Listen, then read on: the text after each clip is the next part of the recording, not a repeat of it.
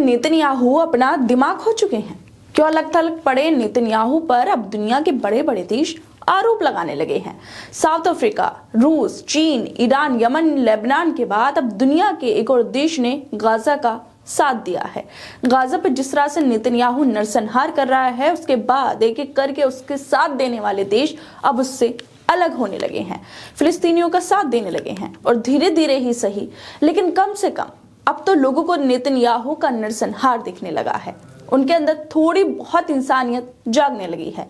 दरअसल स्पेन के प्रधानमंत्री पेड्रो सांचेज ने गाजा की हालत को देखते हुए, वहां पर फैली भूखमरी, जान गंवाते लोगों को देखते हुए नेतन्याहू पर एक बड़ा हमला बोला है। उन्होंने गाजा में हो रहे विनाश को देखते हुए नेतन्याहू को बोल दिया है कि नेतन्याहू अपना दिमाग खो चुका है।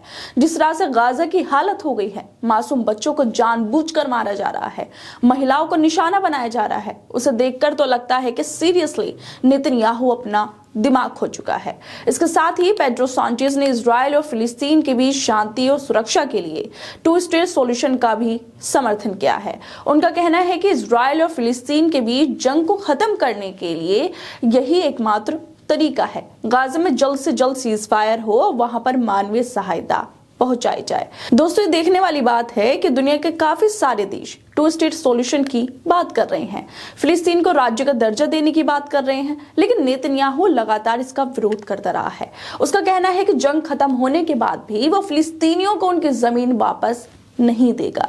सारी की सारी जमीन जो है, फिलिस्तीनियों की जो जमीन है वो इजराइल की होगी। मतलब जो लोग खुद बाहर से आकर फिलिस्तीनियों के रहमो करम पर बसे हैं, वो बोल रहे हैं कि हम सारी जमीन को हड़प लेंगे और फिलिस्तीनियों को कुछ नहीं देंगे। मतलब नेतन्याहू चाहता है कि हर जगह वो अपनी मनमानी करे, जैसा वो चाहे वैसा ही हो। अभी तक 27,000 से ज्यादा फिलिस्तीनी नेतन्याहू की वजह से मारे जा चुके हैं।